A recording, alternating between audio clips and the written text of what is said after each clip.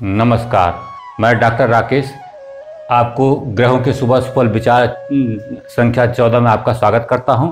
आज राहु के फल को लेकर आपके सामने उपस्थित हुए हैं कि देखते हैं कि राहु के 12 भाव में क्या फल प्राप्त होते हैं। तो राहु के स्वतंत्र कारकत्वों की चर्चा कर लेते हैं। राहु यदि बली है और राहु यदि कमजोर है तो राहु केंद्र त्रिकोण में होगा तो बली होगा, और जो है राहु 8 और 12 में होगा तो कमजोर होगा। चूंकि राहु क्रूर ग्रह है इसलिए 3, 6, 11 में भी कुछ अच्छे परिणाम वह देगा। ठीक, और राहु पर यदि शुभ ग्रहों की दृष्टि, शुभ ग्रहों की युति हो तो वह अच्छा परिणाम देता है, और राहु पर यदि पाप ग्रहों की शुभ दृष्टि हो, अशुभ दृष्टि हो, ठीक है, क्रूर ग्रहों की, तो अशुभ परिणाम देता है, यह मान के चलता है। और राहु को शनिवत राहु कहा गया है, और इसके विशेष परिणाम भावेश होने पे, क्या भावेश के रूप में जब वह ग्रहण कर लेता है फलों को तो वो कैसे देता है, इसकी चर्चा बाद में करेंगे। लेकिन फिलहाल हम देख लेते हैं कि राहु भाव में उपस्थित होने पे क्या परिणाम देता है। तो राहु के जो स्वतंत्र कारकत्व होते हैं वह योजना बनाता है। अच्छी योजना, सफल योजना बनाएगा, एक असफल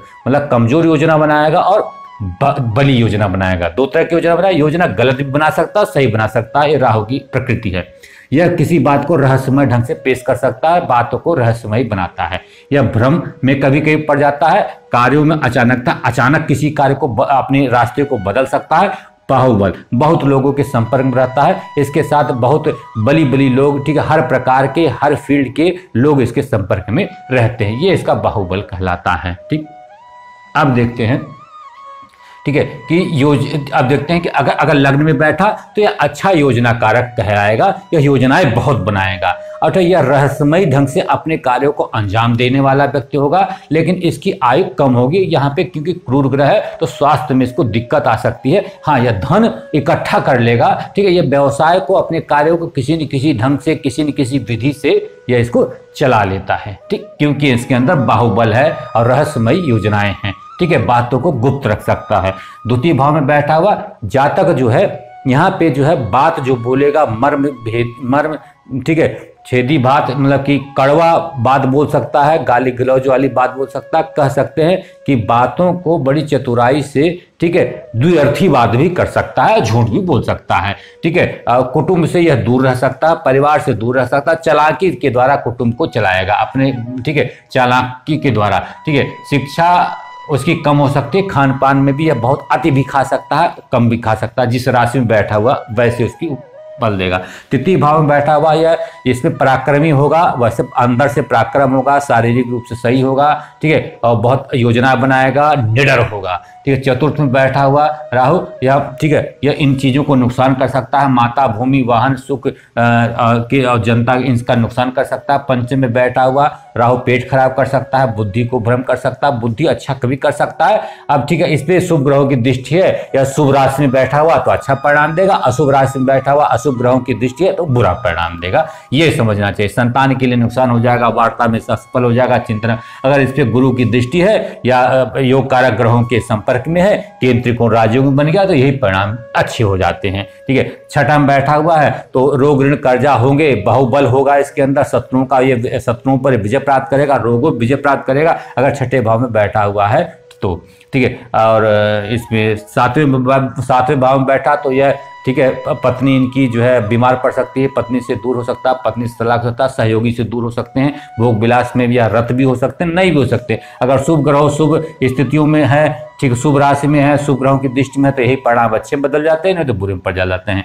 आठवें भाव में बैठा हुआ राहु कभी अच्छा फल नहीं देता, गुप्त ज्ञान, गुप्त धन, अनुसंधान, ठीक है, इन सब चीजों में समस्या देता है, और अपने सारे कार्यकर्ताओं का परिणाम जो है, ठीक है, वह गलत योजना, गलत तरीका, कमजोर योजना और जो है अपमान, ये सब चीजें अष्टम भाव से देता है। नवम भाव में देगा, ठीक है, तो अब पिता, धर्म और यात्रा सबके लिए ठीक नहीं है, दिखावा करेगा, आडंबर करेगा, बहुत ज्यादा धार्मिक बनने की कोशिश करेगा, लेकिन अंदर में उसके अंदर में ऐसी कोई भावना उसकी नहीं होगी। हाँ, अगर गुरु की इसके पर दृष्टि है, शुक्र की इसकी दृष्टि है, शुभ ग्रहों की दृष्टि है और शुभ ग्रहों की राशि में है तो अच्छे परिणाम ये दे सकता है, ये विपरीत इसके रिजल्ट देगा। ऐसे ये 12वें भाव में बैठे, 10वें भाव में बैठेगा तो यह जो है व्यवसाय, तरह तरह के व्यवसाय में चेंज करेगा, नए तरह के व्यवसाय कराएगा केवल, ठीक है, तो ऐसा भी करा सकता है। और यह जो है ठीक है, अगर अगर इस पे शुभ ग्रहों और शुभ ग्रहों की दृष्टि युति है तो यह जो है लाभ दिला सकता है, अच्छे व्यवसाय, उत्तम व्यवसाय में आपको भेज सकता है। ठीक है, 11वें भाव में बैठा हुआ तो किसी न किसी ढंग से योजना करके या किसी ढंग से जो है आपको यह धन दिलाता रहेगा।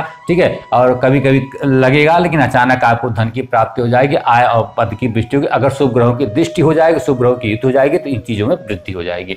12वें में बैठा हुआ राहु को बिल्कुल अच्छा परिणाम नहीं देता, या आपको जेल भिजवा सकता है, हॉस्पिटल भिजवा सकता है, आपको जो है गलत जगह व्यय करा सकता है, आपको नींद आपकी गायब हो सकती है। ठीक है, आपको सरकार से मतलब कि पद भ्रष्ट हो सकते हैं, सरकार आपको नौकरी से निकाल सकती है, आपको जेल भेज सकती है, आप घोटाले में फंस सकते हैं, आप न्यायालय जा सकते हैं, आप मुकदमेबाजी में फंस सकते हैं। तो ये सारी चीज़ें अष्टम द्वादश में बैठ के आप कर सकते हैं। तो कहने का मतलब है राहु की फल देने की प्रकृति थोड़ी अलग है। यह अपने स्वतंत्र कार्यकर्ताओं का अच्छा परिणाम तब देगा जब वह केंद्र त्रिकोण में होगा, ये बात सही है। लेकिन अगर उस पर अशुभ ग्रहों की दृष्टि हुई, चाहे वह केंद्र त्रिकोण में हो, अशुभ ग्रहों से युक्त हुई, चाहे वह केंद्र त्रिकोण में, कोई राजयोग नहीं बन रहा, तो यही इसके स्वतंत्र कार्यकर्ताओं में जो है इसको जो परिणाम विपरीत हो जाएंगे। ठीक, और किस राशि में बैठा हुआ इस पे भी डिपेंड करता है। शुभ ग्रह की राशि में बैठा हुआ तो अच्छे परिणाम, अशुभ ग्रह की राशि में बैठा हुआ तो ठीक है गलत परिणाम। अब यह सत्पुर राशि और मित्र राशि को भी देख लेना चाहिए। तो इसी ढंग से अपने जो है, ठीक है, अपने जो है जो आपके जो है फल कथन है ऐसी इसी ढंग से आपको समन्वय बनाना है कि ठीक है राहु पे किस प्रकार का फल है, कैसे फल देगा। तो राहु कैसे फल देगा इसके लिए विस्तृत हम जो है राहु केतु पे जो है आपके सामने जो है एपिसोड लाएंगे। लेकिन फिलहाल यहाँ पे समझने के लिए एक ओवरव्यू है कि राहु परिणाम कैसे देगा। तो आज के एपिसोड में इतना ही। नेक्स्ट एपिसोड में आपके सामने ठीक है दूसरे ग्रह को लेकर आपके सामने उपस्थित होंगे। तब तक के लिए हमें आज्ञा दीजिए। धन्यवाद।